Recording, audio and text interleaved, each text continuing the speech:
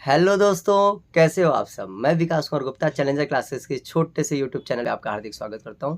दोस्तों, आज हम लोग क्लास 9th के साइंस सब्जेक्ट का चैप्टर नंबर 10 जिसका नाम है वर्क, एनर्जी और पावर, जिसको हम लोग कवर करने वाले हैं। दोस्तों, इस चैप्टर को हम लोग 3 वीडियोज़ में कवर करेंगे। पहले वीडियोज़ में वर्क, दूसरे वीडियोज़ में एनर्जी और तीसरे वीडियोज़ में पावर की बातें करेंगे।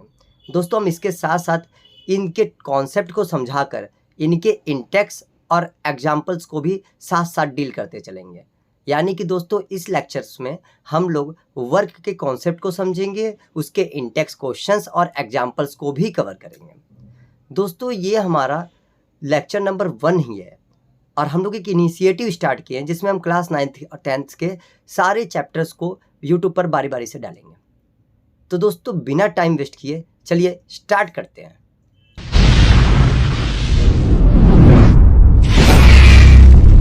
तो दोस्तों, यहाँ पर हम लोग समझने वाले हैं वर्क को, कि वर्क क्या होता है, आखिर हमें वर्क से क्या मतलब समझ में आ रहा है। दोस्तों, यहाँ पर आपको 2 अप्रोचेज को समझने पड़ेंगे। 2 अप्रोचेज को, एक तो अप्रोच है वर्क को हमारे डे टू डे लाइफ में, डेली लाइफ में वर्क का अलग ही सिग्निफिकेंस है। कैसे? जैसे अगर मैं आपसे एग्जाम्पल्स के थ्रू बात करूं, तो जैसे मान लीजिए कि आपके पापा ने आपसे प्रॉमिस किया कि बेटा, इस बार एग्ज़ाम में अगर तुम 95 प्लस लेके आते हो तो आपको लैपटॉप दिलाऊंगा। आप बहुत ज़्यादा खुश हो गए। आपने कहा बस इस बार का मौका छोड़ना नहीं है, इस बार 95 प्लस लाना है चैलेंजर क्लासेस का वीडियोस देखकर, और भाई लैपटॉप लेना है। हुआ ऐसा ही, आपने बहुत मेहनत किया, हार्ड वर्क किया, दिन रात मेहनत किया, किताब कॉपी पेन लेके आपने घिस घिस के एकदम मेहनत करके एकदम नंबर लेके आ गए, आप 95 प्लस लेके आ गए। उसके बाद फिर जो है आपके पापा जब रिजल्ट देखें तो उन्होंने कहा चलो भाई लैपटॉप दिला देते हैं। लैपटॉप मिल गया। आपके पापा ने पड़ोसी से क्या बोला? मेरे बेटे ने बहुत हार्ड वर्क किया, 95 प्लस लेके आया। ये वर्क जो है ना, ये हमारे डेली लाइफ की बातें हो गई। क्या साइंस की भाषा में, साइंस के अप्रोच के थ्रू अगर हम देखें तो क्या ये वर्क है? नहीं है वर्क। साइंस वर्क किसी और चीज को मार रहा है। साइंस ये नहीं, आपका मेंटल या मेमोरी या थॉट वर्क को साइंस नहीं मानता। जैसे अगर आपने कुछ सोचा या मेमोरी का यूज किया या कोई मेंटल वर्क किया, ये सारे, या टेबल डेस्क पे बैठ के कंप्यूटर पे वर्क किया, जैसे ये बहन जी कर रही हैं कंप्यूटर पे वर्क, ये सारे वर्क साइंस की भाषा में वर्क नहीं है। ये हमारे डेली बोलचाल की भाषा में वर्क है, लेकिन साइंस की लैंग्वेज में ये वर्क नहीं है। तो साइंस की लैंग्वेज में वर्क है क्या चीज़? तो दोस्तों, साइंस की लैंग्वेज में वर्क समझते हैं, इससे पहले हमें ये समझना ज़रूरी है कि आखिर ये वर्क, एनर्जी और पावर, इन तीनों को एक ही चैप्टर में क्यों पढ़ाया जा रहा है। तो दोस्तों, ये भी साथ में समझ लीजिए कि ये जो वर्क है ना, ये एनर्जी और ये जो पावर है, ये तीनों एक ही प्रकार के साइंटिफिक टर्म्स हैं। इनके एसआई यूनिट्स भी आपस में सेम है। क्यों? क्योंकि अगर आपको वर्क करना है तो उसके लिए आपको एनर्जी की जरूरत पड़ेगी, और वर्क करने की रेट को ही तो पावर कहते हैं। अगर आप एक दिन में ज़्यादा काम करते हैं तो लोग क्या कहेंगे? पावर ज़्यादा है आप में। अगर एक दिन में आप कम काम करते हैं तो लोग कहेंगे पावर कम। यानी कि वर्क, एनर्जी और पावर, ये तीनों एक दूसरे से इंटरलिंक टर्म हैं। इनके एसआई यूनिट्स भी सेम है। अगर मैं किसी ऑब्जेक्ट पे वर्क करता हूँ तो उस ऑब्जेक्ट में एनर्जी स्टोर हो जाती है, और ये जो एनर्जी है ये वर्क की वजह से आई है, और वर्क करने के लिए भी एनर्जी चाहिए थी, और वर्क करने की जो रेट है उसको हम पावर कहते हैं। इसका मतलब ये तीनों टर्म्स बहुत ज़्यादा आपस में इंटरलिंक हैं, इसीलिए हम इन तीनों टर्म्स को इस चैप्टर में पढ़ रहे हैं। तो दोस्तों, यहाँ पर साइंटिफिक अप्रोच ऑफ वर्क की बात हो रही थी कि आखिर साइंस क्या कहता है, साइंस की भाषा में आखिर वर्क क्या चीज़ है, वर्क क्या है। तो चलिए दोस्तों समझते हैं साइंस की भाषा में वर्क डन को। तो दोस्तों यहाँ पे आप देखिए, यहाँ पर ये जो बंदा है ये पीछे दीवार धक्का मार रहा था, आपने ध्यान से शायद देखा नहीं होगा। यहाँ देखिए ये बंदा दीवार पे बहुत तेज़ी से धक्का मार रहा है, ये देखिए बहुत तेज़ी से धक्का मार रहा है, और उसके बावजूद यहाँ पे ये फिजिकल वर्क कर रहा है, यहाँ पे ये फिजिकल वर्क कर रहा है। मेंटल वर्क तो वर्क होता ही नहीं है साइंस की भाषा में, अब फिजिकल वर्क की बात हो रही है। और ये बंदा यहाँ पे फिजिकल वर्क कर रहा है और इस दीवार को धक्का मार रहा है, और धक्का मारने के बाद ये बंदा, दीवार तो हिला नहीं, तो धक्का मारने के बाद ये बंदा सोच रहा है कि आखिर क्या बात थी, दीवार क्यों नहीं हिला। तो बात आती है, ये सोचता है कि after so much effort you have put in the you have not done any work. तो इसने कहा, इस बंदे ने कहा, ये बंदा जो बैठ के सोच रहा है, इसने कहा यार मानता हूँ, चलो ठीक है, साइंस कहता है मेंटल वर्क नहीं होता, मेंटल वर्क है ही नहीं, मानता ही नहीं वर्क, लेकिन सर फिजिकल वर्क तो वर्क होना चाहिए ना। फिजिकल वर्क मतलब जो वर्क हम अपने हाथ से पैर से डन कर रहे हैं, जैसे हमने दीवार को धक्का मार दिया, यहाँ पर ये फिजिकल वर्क है। तो ये जो फिजिकल वर्क है, ये डेली बोलचाल की भाषा में जो ये काम मैं कर रहा हूँ, ये तो कम से कम साइंस की भाषा में वर्क होना चाहिए। तो क्वेश्चन आता है, ये भी साइंटिफिक वर्क नहीं है, यहाँ पे साइंटिफिक वर्क है लेकिन वर्क डन जीरो है। यहाँ पे क्वेश्चन ये बनता है कि आखिर वर्क डन जीरो क्यों है, आखिर साइंस कब मानेगा कि कोई वर्क हुआ है, साइंस की भाषा में वर्क क्या चीज़ है, हम ये समझते हैं। तो दोस्तों यहाँ पे देखिए examples of work done in the physics की भाषा में हम कब कहेंगे कि कोई वर्क डन हुआ है। तो दोस्तों यहाँ पे अगर हम बात करें तो जब चेंज इन पोजीशन या डिस्प्लेसमेंट हो, यानी कि जब आप किसी ऑब्जेक्ट पर फोर्स अप्लाई करें, जैसे देखिए इस ऑब्जेक्ट पर इस बंदे ने फोर्स अप्लाई किया है, तो जब आप किसी ऑब्जेक्ट पर फोर्स अप्लाई करें, अब फोर्स अप्लाई करने की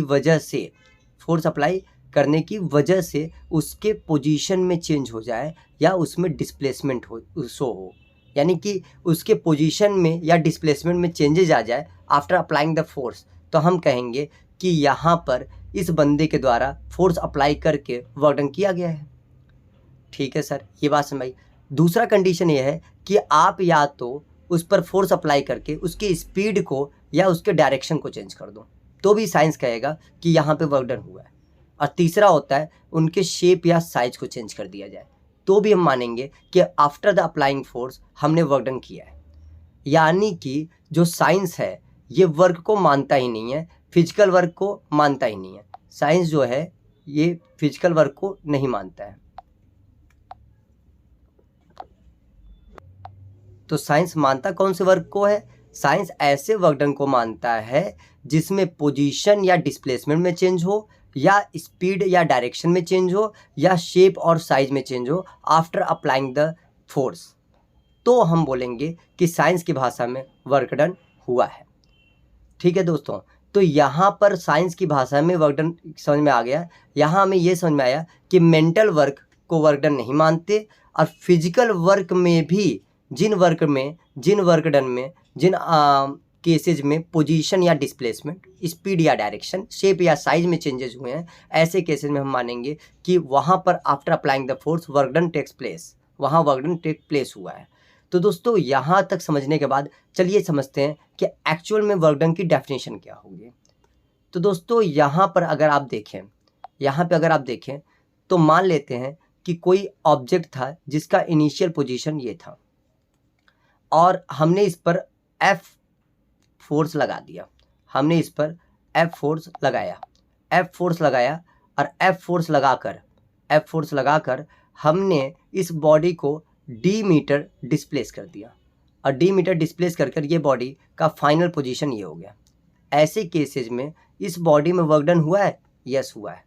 यहाँ पे जो वर्क डन होगा वो एक्चुअल में फोर्स इनटू में डिस्प्लेसमेंट के बराबर होगा, यानी कि यहाँ पे फोर्स कितना लगाया है? F, और डिस्प्लेसमेंट कितना हुआ? D, तो ये हमारा हो जाएगा W बराबर। इस केस में आपका वर्क डन हुआ फोर्स इनटू में डिस्प्लेसमेंट, यानी F इनटू में D। यहाँ पर आपने देखा कि वर्क का जो फॉर्मूला है वो F इंटू में D है। यहाँ पर तो खास बात ये थी कि जिस डायरेक्शन में आपने फोर्स लगाया है, बॉडी का मूवमेंट उसी डायरेक्शन में था, बॉडी का मूवमेंट उसी डायरेक्शन में था। इसका मतलब ये है कि यहाँ पर लगाया गया फोर्स का डायरेक्शन और बॉडी के मूवमेंट के डायरेक्शन के बीच में एंगल कितना है, तो एंगल है 0 डिग्री, क्योंकि फोर्स लगाया किस तरफ, इस तरफ, और डिस्प्लेसमेंट हुआ किस तरफ, इसी तरफ, तो दोनों के बीच में एंगल कितना है, 0 डिग्री। तो जब 0 डिग्री का एंगल होता है तो ऐसे केस में जो वर्क डन आएगा वो F इंटू में D आएगा। लेकिन दोस्तों ज़रूरी तो नहीं कि वर्क डन 0 डिग्री पे ही लगे, ऐसा भी तो हो सकता है कि यहाँ पर इस इंसान की तरह ये रहा हमारा बॉक्स जिस पर एक फोर्स यूँ लगाया जा रहा है, जो कि कोई एंगल बना रहा है, डिस्प्लेसमेंट का डायरेक्शन ये रहा, डिस्प्लेसमेंट का डायरेक्शन ये रहा, कोई एंगल बना रहा है थीटा। तो ऐसे केसेस में जब हम फोर्स निकालेंगे तो हमें प्रॉब्लम होगा कि आखिर हम अब फोर्स की वैल्यू क्या रखें। तो दोस्तों आप लोग क्लास 9th में हो तो आपको वेक्टर के बारे में बहुत ज़्यादा जानकारी नहीं है, लेकिन मैं आपको बताऊं कि अगर कोई वेक्टर, फोर्स एक वेक्टर क्वांटिटी है, अगर कोई वेक्टर थीटा के डायरेक्शन में टूटता है तो कितना आता है, F cos थीटा आता है। और याद रखिएगा जो वर्क का फॉर्मूला मैंने कुछ देर पहले बताया कि वर्क डन क्या होता है, फोर्स इनटू में डिस्प्लेसमेंट। एक्चुअल में यहाँ पर आप ये बोलो कि applied force in the direction of displacement, तो ज़्यादा अच्छा समझ में आएगा। डायरेक्शन ऑफ डिस्प्लेसमेंट यानी कि आपने डिस्प्लेसमेंट के डायरेक्शन में जो फोर्स लगाया है वो और डिस्प्लेसमेंट, इनका जो प्रोडक्ट होगा वो क्या कहलाएगा, वर्क डन कहलाएगा। तो बताइए दोस्त, इस केस में जब मैं आपको ये वाला बॉक्स दिखा रहा हूँ, बॉक्स डिस्प्लेस हो रहा है यहाँ से यहाँ पे की तरफ, इनिशियल से फाइनल पोजीशन की तरफ, तो बताइए इस केस में डिस्प्लेसमेंट का डायरेक्शन तो इस तरफ है और डिस्प्लेसमेंट के डायरेक्शन में एक फोर्स का कंपोनेंट क्या आया है, F cos थीटा। तो यानी कि इस केस में जो वर्क आएगा वो क्या आएगा, F cos थीटा इंटू में डिस्प्लेसमेंट यानी D। यानी कि मैं ये बोल सकता हूँ कि जो वर्क आएगा ये आएगा FD cos theta, FD cos theta. यहाँ पे दोस्तों देखिए, यहाँ पर एंगल कितना था, यहाँ पे एंगल 0 था, तो यहाँ पे जब मैं cos 0 पुट करूँगा, वर्क बराबर cos 0, तो FD cos 0, तो दोस्त cos 0 की वैल्यू ना 1 होती है। तो ऐसे केस में जो वर्क आएगा वो आएगा F इंटू में D। यही तो आया था यहाँ पे, यानी कि वर्क का फॉर्मूला FD cos थीटा होता है, जहाँ पे थीटा जो है वो F और D के बीच का एंगल है। जो वर्क होता है वो एक्चुअल में वर्क डन होता है वो एक्चुअल में applied force in the direction of displacement multiply by displacement होता है। यानी कि फोर्स का वो कंपोनेंट जो कि डिस्प्लेसमेंट के डायरेक्शन में है उसका मैग्नीट्यूड, और जो डिस्प्लेसमेंट टेक प्लेस हुआ है उसका उन दोनों का प्रोडक्ट जो होता है वो किए गए वर्क के बराबर होता है। दोस्तों यहाँ पर अगर हम बात करें तो वर्क जो है ना वो एक प्रकार का स्केलर क्वांटिटी है।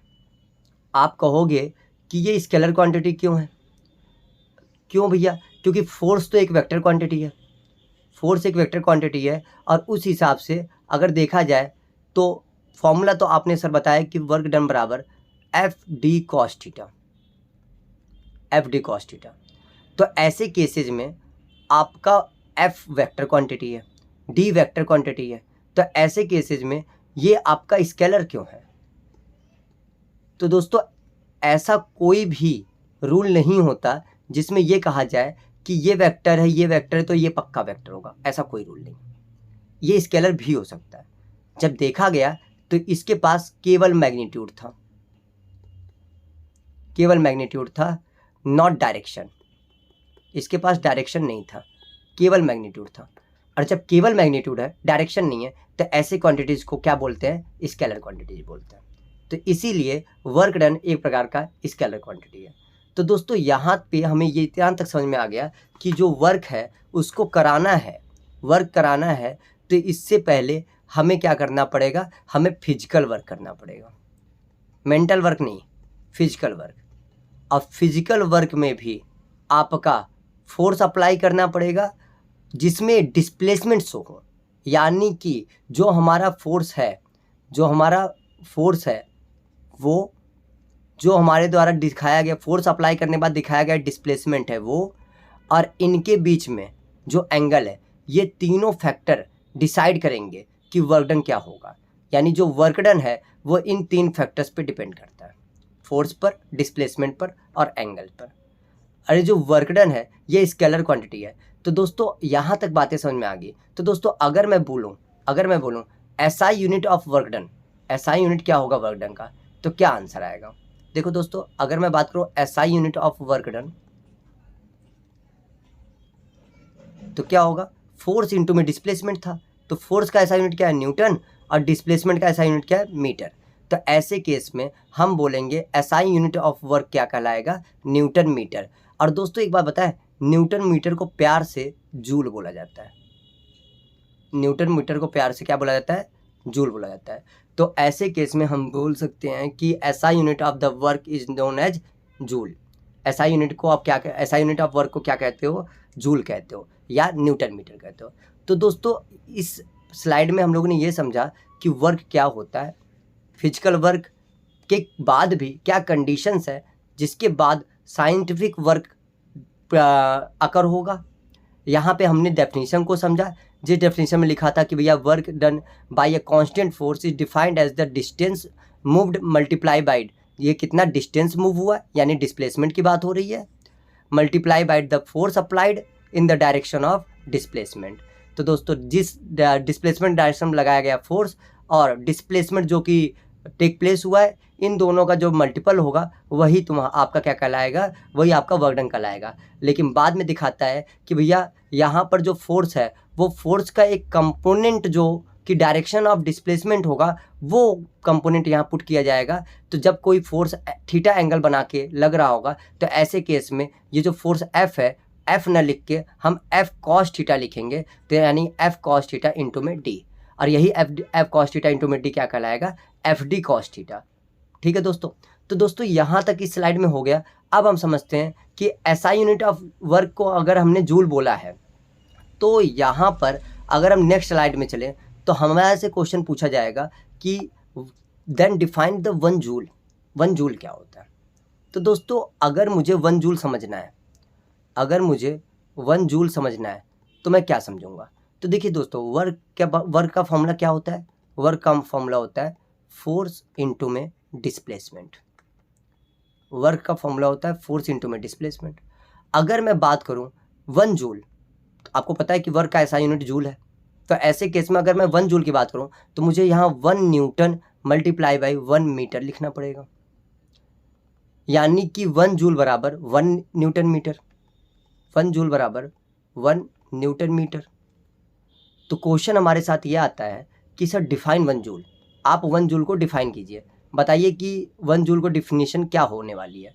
तो हम कहते हैं कि अगर हमने 1 न्यूटन का फोर्स लगाया और बॉडी जो है वो 1 मीटर डिस्प्लेस हो गई, तो ऐसे केस में उस बॉडी के ऊपर जो किया गया कार्य है वो क्या कहलाएगा, 1 जूल कहलाएगा।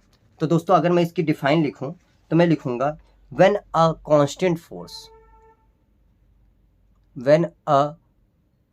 constant force applied on a body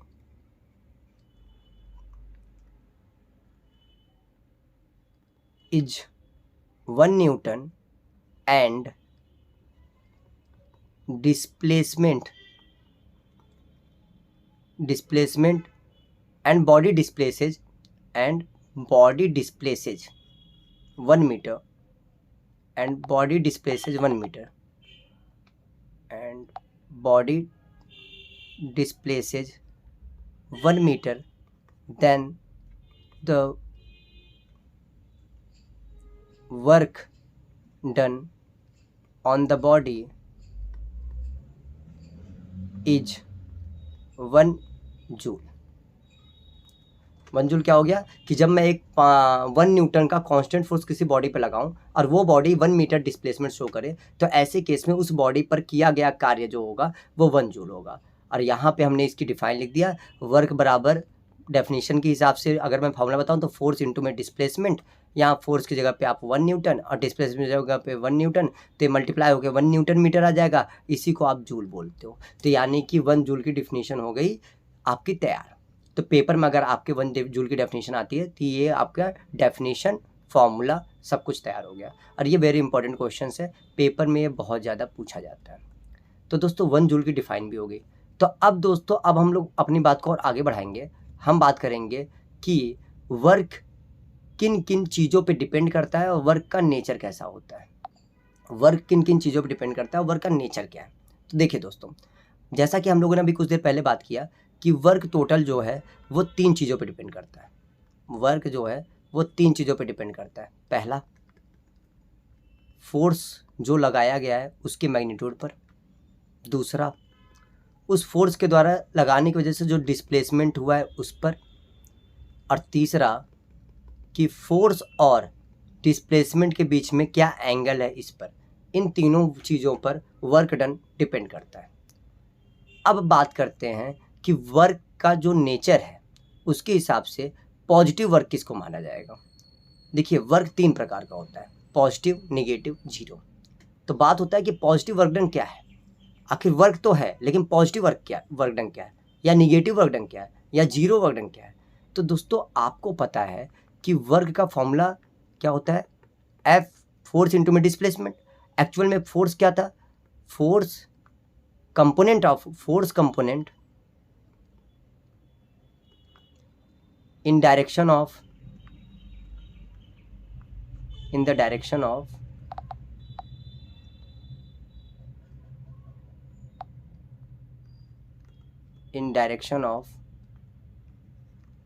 displacement into में डिस्प्लेसमेंट। यही फॉर्मूला था। कहने का ये मकसद है कि फॉर्मूला था भैया कि अगर मैं एंगल बना के कोई फोर्स लगाऊं तो फॉर्मूला था F D cos theta work done का। वर्क डन का फॉर्मूला था एफ डी कॉस थीटा। दोस्तों आपको ये समझाना कि नेचर ऑफ वर्क क्या है, सबसे पहले आपको कुछ चीज़ें समझा देता हूँ। जैसे कॉस 0 डिग्री की वैल्यू क्या होती है, कॉस 90 डिग्री की वैल्यू क्या होती है, कॉस 180 की वैल्यू क्या होती है। इन तीनों की वैल्यूज को आप समझ जाइए। दोस्तों अगर मैं बात करूं कि कॉस 0 डिग्री की वैल्यू, तो कॉस 0 डिग्री की वैल्यू 1 होती है, कॉस 90 की वैल्यू 0 होती है और कॉस 180 की वैल्यू -1 होती है। आप ये याद कर लीजिए। मैं मानता हूँ कि आपको ट्रिग्नोमेट्री नहीं आती है, लेकिन इतना बेसिक आपको अगर आता है तो आप अपने क्लास के जो बच्चे हैं ना उनसे कहीं ज़्यादा अच्छा समझ पाओगे इस चैप्टर को और इसे फील कर पाओगे अपनी डेली लाइफ में। तो दोस्तों अगर मैं बात करूँ, कॉस 0 की वैल्यू 190 की 0 हो जाती है और 180 की -1 हो जाती है। अगर मैं पॉजिटिव वर्क डन की बात करूँ तो अब समझिए दोस्तों पॉजिटिव वर्क डन का मतलब क्या है। तो अगर मैं बात करूँ पॉजिटिव वर्क डन की, तो दोस्तों अगर इस बंदे ने इस सोफे को इस तरफ डिस्प्लेस किया, बताइए दोस्तों फोर्स का डायरेक्शन किधर था, इधर ही था। फोर्स इस बंदे ने इधर ही लगाया है और डिस्प्लेसमेंट भी किधर हुआ, इधर ही हुआ। तो क्या फोर्स और डिस्प्लेसमेंट का डायरेक्शन सेम है? हम कहेंगे हाँ सेम है। फोर्स और डिस्प्लेसमेंट दोनों का डायरेक्शन सेम है, यानी कि एक वेक्टर इस तरफ ऐसे है, दूसरा वेक्टर इसी पे चढ़ा हुआ है। एक एफ है और एक डी वेक्टर है। तो ऐसे केसेस में इनके बीच में एंगल कितना है, 0 डिग्री। अगर इनके बीच में थीटा जो है वो 0 डिग्री है तो ऐसे केस में जो वर्क होगा वो क्या आएगा, एफ डी कॉस 0 डिग्री। और कॉस 0 डिग्री की वैल्यू कितनी होती है, 1 होती है। तो ऐसे केस में जो वर्क आएगा वो एफ डी इंटू में 1, यानी कि वर्क डन आ जाएगा एफ इंटू में डी। और एफ इंटू में डी ये आपका पॉजिटिव वैल्यू आएगी। तो मैं बोलूँगा कि जिस डायरेक्शन में मैंने फोर्स लगाया अगर उसी डायरेक्शन में डिस्प्लेसमेंट हुआ है तो मैं बोलूँगा कि मेरे द्वारा लगाया गया फोर्स किसी भी बॉडी पर क्या कहलाएगा, पॉजिटिव वर्क डन कहलाएगा। ठीक है, मेरे द्वारा लगा के जो फोर्स लगाया गया उसके द्वारा जो वर्क डन हुआ है फोर्स लगाने की वजह से, ये जो वर्क डन होगा ये पॉजिटिव वर्क डन कहलाएगा। तो दोस्तों पॉजिटिव वर्क डन के लिए सबसे ज़्यादा इम्पॉर्टेंट बात क्या थी, सबसे ज़्यादा इम्पॉर्टेंट थी कि जो आपका डायरेक्शन ऑफ फोर्स है, यानी अप्लाइड फोर्स का direction of applied force and displacement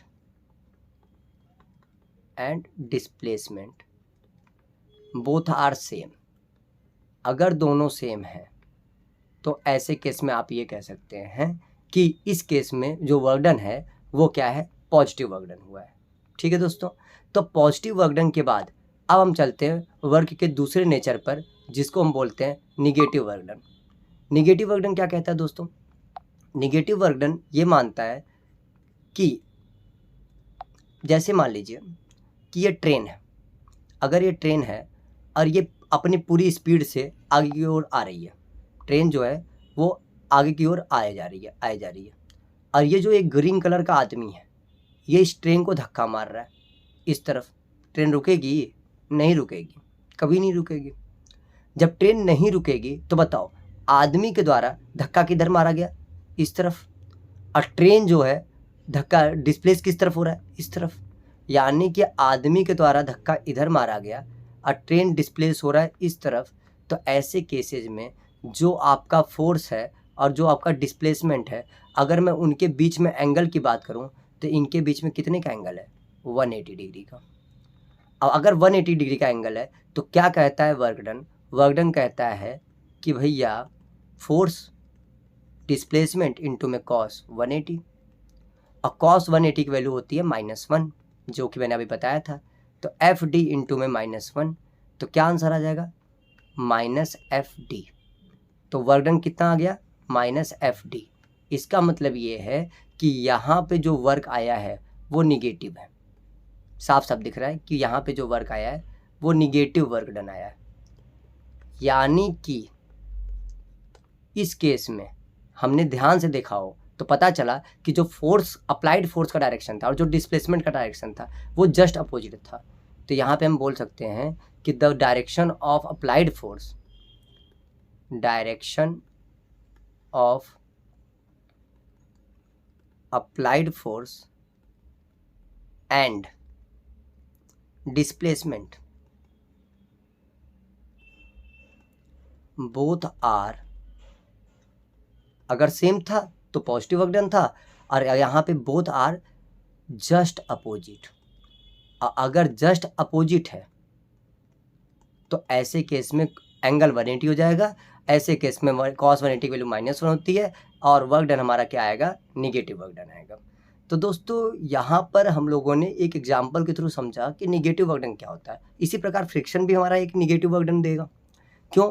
क्योंकि जब हम चलते हैं तो हम चलते तो सीधा है, हमारा पैर जो है वो आगे की ओर बढ़ता है, तो आगे की ओर बढ़ाने के लिए फ्रिक्शन पीछे की ओर लगता है। आप खुद से सोचिए, आप एक बार एक केस में आप ज़मीन पे चल रहे हो और दूसरे केस पे आप आइस क्यूब पे चल रहे हो, मान लीजिए कोई बर्फ़ है उसके ऊपर चल रहे हो, और एक केस में आप ज़मीन पे चल रहे हो। दोनों केस में बताइए किस केस में आप आसानी से चल पाओगे? ज़मीन वाले केस में। बर्फ़ पे आप फिसलोगे, यानी क्या था बर्फ़ में जो जिसकी वजह से आप वहाँ फिसल रहे हो? एक्चुअल में फ्रिक्शन नहीं है बर्फ़ में। ज़मीन के केस में फ्रिक्शन है, जो आपका सरफेस है वो ज़मीन का जो सरफेस है वो आपको फ्रिक्शन प्रोवाइड करा रहा है, और उस फ्रिक्शन की वजह से आप चल पा रहे हो। एक्चुअल में जो फ्रिक्शन है वो मोशन के अपोजिट डायरेक्शन में लगता है, और जिसकी वजह से मोशन आगे की ओर होता है, यानी कि अपोजिट डायरेक्शन में लगता है। इसका मतलब कि 180 डिग्री पे लगता है, और 180 डिग्री पे लगता है। इसी वजह से फ्रिक्शन के द्वारा जो वर्क डन आएगा वो भी, फ्रिक्शन वर्क जो होगा वो भी हमेशा कैसा वर्क कहलाएगा? निगेटिव वर्क डन कहलाएगा। तो दोस्तों यहाँ पे हमने समझा कि वर्क जो है वो दो नेचर रखता है, पॉजिटिव नेचर और निगेटिव नेचर। तीसरा नेचर क्या कहलाता था? तो कि भैया वर्क निगेटिव पॉजिटिव तो के साथ साथ क्या हो सकता है? जीरो भी हो सकता है। तो दोस्तों अब बात करेंगे कि वर्क जीरो किन किन केसेज में होगा। तो देखिए दोस्तों, अगर मैं जीरो की बात करूं तो जीरो वर्क डन कब हो सकता है? आप खुद से दिमाग लगा के सोचो। वर्क का फॉर्मूला था FD cos थीटा। अगर मैं कहूं कि मुझे वर्क डन 0 चाहिए, तो वो किन किन केसेस में पॉसिबल हो सकता है? पहला केस कि आपका फोर्स 0 हो जाए, आपने जो फोर्स लगाया वही 0 हो जाए, या मैं बोलूँ नेट फोर्स 0 हो जाए। अच्छा, दूसरा कि डिस्प्लेसमेंट जो है ना वो 0 हो जाए, दूसरे केस में जो आपका डिस्प्लेसमेंट है वो 0 हो जाए। तीसरे केस में जो एंगल है ना वो 90 हो जाए, क्योंकि cos 90 की वैल्यू 0 होती है, तो cos 90 0 हो गई, 0 का मल्टीप्लाई F और D से कराएंगे भी तो 0 ही आएगा। यानी कि वर्क डन होने के 0 वर्क डन होने के 3 कंडीशंस बन गए। नेट फोर्स 0 हो जाए, जैसे अगर आपने कोई फोर्स ही नहीं लगाया, पहली बात तो या तो आपने कोई फोर्स नहीं लगाया तो F की वैल्यू 0, F की वैल्यू 0 तो D cos थीटा से मल्टीप्लाई होकर 0 बन जाएगा वर्क डन। पहला केस तो ये बन गया। नेट फोर्स 0 कहने का क्या मतलब है? देखिए दोस्त, मान लीजिए कोई ब्लॉक ऐसा है, उस पर इधर 5 न्यूटन का फोर्स लग रहा है और इधर भी 5 न्यूटन का फोर्स लग रहा है, तो ऐसे केस में जो इस पर नेट फोर्स है वो क्या है? 5 - 5। ये बॉडी क्या मूवमेंट करेगी? नहीं करेगी। ये बॉडी जब मूवमेंट ही नहीं करेगी तो वर्क डन कहाँ से आएगा? कहने का ये मकसद है कि ऐसे केस में भी वर्क क्या होगा? आपका 0 होगा। यानी कि फोर्स लगना इंपॉर्टेंट नहीं है, नेट फोर्स का होना इंपॉर्टेंट है। यानी कि फोर्स 0 हो तो भी वर्क डन 0 होगा। अगर फोर्स लगे और वो फोर्स कैसे फोर्स हो? बैलेंस फोर्स हो, बैलेंस फोर्स बोलते हैं, दोनों तरफ सेम फोर्स, बैलेंस फोर्स हो, तो भी ऐसे केस में आपका जो वर्क डन आएगा वो आपका कैसा आएगा? 0 आएगा। पहला केस आपको समझा दिया। दूसरा केस डिस्प्लेसमेंट। मान लीजिए हमने फोर्स तो लगाया, अच्छा खासा फोर्स लगा दिया, लेकिन वो बॉडी डिस्प्लेस ही नहीं हुई, तो भी ऐसे केस में आप वर्क डन 0 मानोगे। जैसे देखो, ये था हमारा दीवार, जिसको ये बंदा बहुत तेज़ी से धक्का मार रहा है, फोर्स अप्लाई कर रहा है, लेकिन क्या ये दीवार डिस्प्लेसमेंट शो करेगा? नहीं करेगा। यानी इस दीवार के द्वारा जो डिस्प्लेसमेंट है वो 0 है। अगर दीवार के द्वारा डिस्प्लेसमेंट 0 है तो D की वैल्यू 0 होगी। अगर D की वैल्यू 0 है तो D में आप F cos थीटा से मल्टीप्लाई कराओगे तो 0 में किसी भी नंबर से मल्टीप्लाई कराते तो आता तो 0 ही है, यानी वर्क डन इस केस में भी 0 होगा।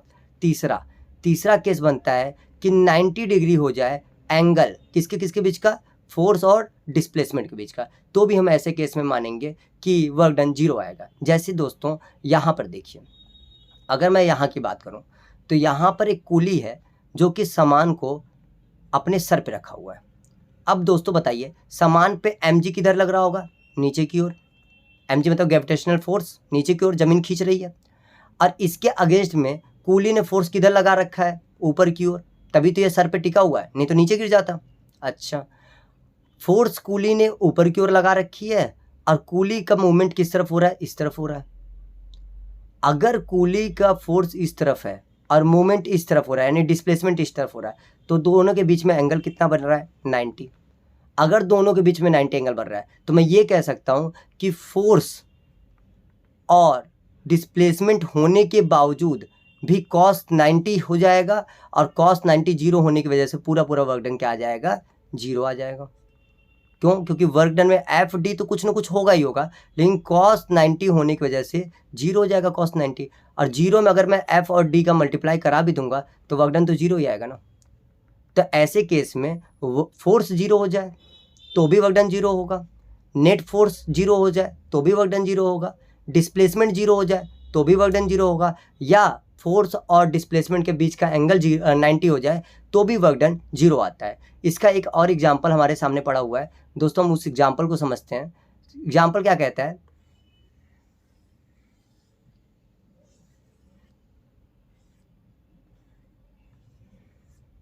एग्जाम्पल क्या कहता है? देखिए दोस्तों, यहाँ पर ये बंदा बैग लेके आ रहा है, बताइए बैग पे फोर्स किधर लग रहा है? नीचे की ओर। बंदे का मूवमेंट किधर है? इधर। एंगल कितना हो गया? 90 डिग्री।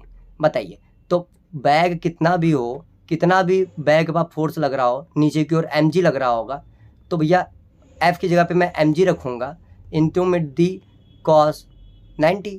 cos 90 0 है, जब 0 है तो mg और d में मल्टीप्लाई जब होगा 0, तो क्या आंसर पूरी तरीके से 0 नहीं आ जाएगा?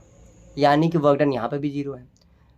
यानी कि इस कूली वाले केस में आपने ये समझा कि work done by the coolie भी जीरो आएगा, work done by the gravity भी जीरो आएगा। क्यों? क्योंकि ग्रेविटी इधर लग रहा है और डिस्प्लेसमेंट इधर हो रहा है। अभी भी तो एंगल 90 है और आदमी फोर्स इधर लगा रहा था, तो आदमी के द्वारा लगाया गया फोर्स या ग्रेविटी के द्वारा लगाया गया फोर्स डिस्प्लेसमेंट के साथ 90 डिग्री का एंगल बना रहा है। इसीलिए दोनों केस में आदमी के द्वारा लगाया गया वर्क डन और ग्रेविटी के द्वारा लगाया गया वर्क डन, दोनों केस में वर्क डन जीरो आएगा। ठीक है दोस्त। तो दोस्तों यहाँ पर हमने समझा कि zero work done zero work done के होने के क्या क्या पॉसिबिलिटीज़ हैं। तो दोस्तों इसी के साथ हमारा वर्क चैप्टर का वर्क टॉपिक का कॉन्सेप्ट क्लियर हो गया। अब दोस्तों चलते हैं हम न्यूमेरिकल पर, न्यूमेरिकल ट्राई करते हैं।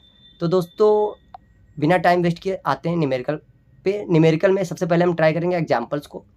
यहाँ पे दोस्तों क्या दिया हुआ है, 10.1 एग्जाम्पल।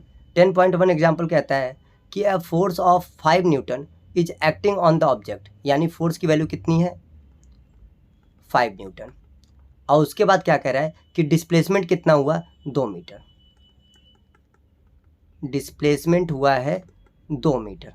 तो ऐसे केस में बोल रहा है कि अगर फोर्स का डायरेक्शन डिस्प्लेसमेंट के डायरेक्शन के अलॉन्ग है, यानी कि यहाँ पे थीटा कितना दे दिया 0 डिग्री, फोर्स और डिस्प्लेसमेंट दोनों का डायरेक्शन सेम है, तो पूछ रहा है कि वर्क क्या होगा। तो भैया वर्क का सिंपल फॉर्मूला क्या होता है, एफ डी कॉस थीटा।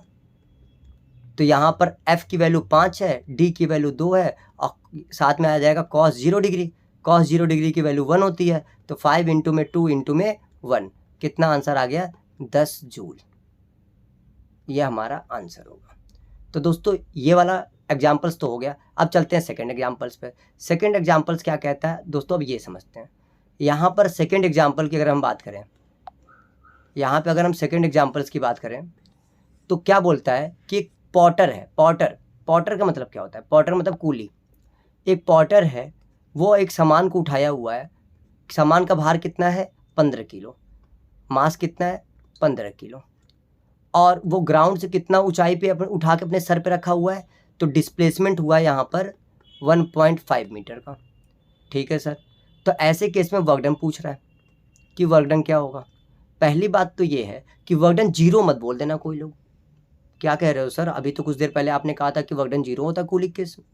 वहाँ work done by the gravity zero था, यहाँ work done by the coolie पूछ रहा है। अच्छा वहाँ पे भी जीरो था सर, आप कहते कूली का भी जीरो होता है। अब आप कैसे कह रहे हो, समझिए दोस्तों, यहाँ पर बंदा सामान उठाने की बात कर रहा है, लेके चलने की बात नहीं कर रहा। जब वो बंदा लेके चल रहा था, फोर्स इधर, mg इधर और डिस्प्लेसमेंट इधर, तब एंगल 90 था, तब ऐसे केस में वर्क डन जीरो था। लेकिन यहाँ पे क्या हो रहा है, यहाँ पे बंदा चल नहीं रहा है, यहाँ पे बंदा सामान को उठा रहा है। मान लो ये सामान था 15 किलो का, तो बताओ 15 किलो का सामान है तो इसका mg नीचे लगेगा, 15 का mg नीचे लगेगा, यही फोर्स होगा ग्रेविटी। तो m का मतलब 15 और g का मतलब 10, यानी 150 न्यूटन का फोर्स, 150 न्यूटन का फोर्स जो है वो आपका नीचे की ओर लग रहा है। और आपका डिस्प्लेसमेंट किधर हो रहा है, इधर हो रहा है ना, कूली उठा रहा है, तो उठा रहा है तो ग्रेविटी के अगेंस्ट में ऊपर की ओर उठा रहा है ना, यहाँ पे अपवर्ड डायरेक्शन में डिस्प्लेसमेंट हो रहा है, यहाँ पर डिस्प्लेसमेंट अपवर्ड डायरेक्शन में हो रहा है। तो ऐसे केस में आप खुद देख के बताइए कि इन दोनों के बीच में कितने का एंगल है, 180 डिग्री का, 90 का नहीं है, 180 का है। तो ऐसे केस में अगर मैं फोर्स निकालूं, अगर मैं वर्क डन निकालूं, वर्क डन, तो क्या आ जाएगा एफ डी कॉस 180 डिग्री। तो ऐसे केस में एफ का वैल्यू है 150, डी की वैल्यू है आपकी 1.5 और 150 कॉस 180 की डिग्री होती है -1। तो ऐसे केस में अगर हम इसको सॉल्व करेंगे तो हमारा आंसर अराउंड 225 जूल आ जाएगा। 15 इंटू 15 225 जूल आंसर आ जाएगा इस केस में। तो दोस्तों इस तरीके से हम लोगों ने 2 एग्जाम्पल्स वर्क के कर दिए जो कि बुक में थे। अब हम लोग बात करते हैं इंटेक्स की। तो आइए दोस्तों अब चलते हैं इंटेक्स पे। इंटेक्स की अगर मैं बात करूं तो इंटेक्स में पहला क्वेश्चन है कि 7 न्यूटन का फोर्स लग रहा है। ठीक है दोस्तों, 7 न्यूटन का फोर्स लग रहा है और 7 न्यूटन का फोर्स लगने के बाद डिस्प्लेसमेंट कितना हो रहा है 8 मीटर। 60 न्यूटन का फोर्स लग रहा है, डिस्प्लेसमेंट हो रहा है 8 मीटर। आप मुझे बताओ एंगल कितना है, 0 डिग्री, क्योंकि डिस्प्लेसमेंट इसी तरफ और तुम्हारा फोर्स भी इसी तरफ, तो दोनों वेक्टर एक दूसरे पे चढ़े हुए हैं, तो एंगल 0 डिग्री। जब ऐसा होता तो एंगल 90 डिग्री होता, जब ऐसा होता तो एंगल 180 डिग्री होता। तो दोस्तों इस केस में अगर मुझे वर्क डन निकालना हो, वर्क डन W बराबर, तो वर्क डन क्या होता है, फोर्स इंटू में डिस्प्लेसमेंट कॉस थीटा। तो बताइए दोस्त, फोर्स कितना हो गया 7 न्यूटन, डिस्प्लेसमेंट कितना हो गया 8 मीटर, और यहाँ पे कॉस 0 डिग्री 56 और कॉस 0 की वैल्यू 1 आ गया यहाँ पे 56 जूल। तो दोस्तों इंटेक्स का ये पहला क्वेश्चन हो गया। अब हम चलते हैं दोस्तों दूसरे क्वेश्चन पर। दूसरा क्वेश्चन क्या कहता है इंटेक्स का, दूसरा इंटेक्स ये बोलता है कि, दूसरा इंटेक्स बोल रहा है कि when do we say that work is done, हम कब बोलेंगे कि वर्क किया गया है। तो हमने बोला कि वर्क होने के लिए सबसे पहले आपके पास फोर्स की वैल्यू होनी चाहिए, फोर्स की वैल्यू 0 ना हो, यानी कि नेट फोर्स 0 ना हो, फिर डिस्प्लेसमेंट 0 ना हो, डिस्प्लेसमेंट दिखाया जाए। तो ऐसे केसेस में यानी कि फोर्स, ठीक है, अनबैलेंस फोर्स होना चाहिए, अनबैलेंस फोर्स के साथ साथ बंदा डिस्प्लेसमेंट शो करे, तो ऐसे केस में आप बोलोगे कि वर्क डन होगा। यहाँ पर फोर्स और डिस्प्लेसमेंट के साथ साथ एंगल को बोलना ना भूलिएगा कि एंगल जो है वो आपकी 90 नहीं होनी चाहिए, यानी कि फोर्स अनबैलेंस होनी चाहिए, डिस्प्लेसमेंट होनी चाहिए और उसके साथ साथ एंगल 90 ना हो। तो ऐसे केस में जो वर्क डन आएगा वो कुछ ना कुछ आएगा, 0 तो नहीं आएगा। ऐसे केस में हम बोलेंगे कि वर्क डन हुआ है। नेक्स्ट सेकंड आपका कहता है कि right the expression for the work done when the force is acting on the object in the direction of its displacement, यानी कि आप एक ऐसा एक्सप्रेशन बताइए जिसमें m मास है, डिस्प्लेसमेंट इसी तरफ हो रहा है जिस तरफ फोर्स लगाया जा रहा है। तो ऐसे केसेज में आप बताइए कि वर्क डन का फॉर्मूला क्या होगा। तो भैया ऐसे केस में वर्क डन का फॉर्मूला बनेगा एफ डी कॉस 0 डिग्री। तो ऐसे केस में मैं बोलूँगा एफ इंटू में डी इंटू में 1 कॉस 0 की वैल्यू 1 होती है, यानी एफ डी, यानी W बराबर हो जाएगा एफ डी। ये हमारा एक्सप्रेशन आ गया जब हम किसी बॉडी में फोर्स लगा रहे हैं और वो जो फोर्स है वो डायरेक्शन ऑफ डिस्प्लेसमेंट की तरफ है।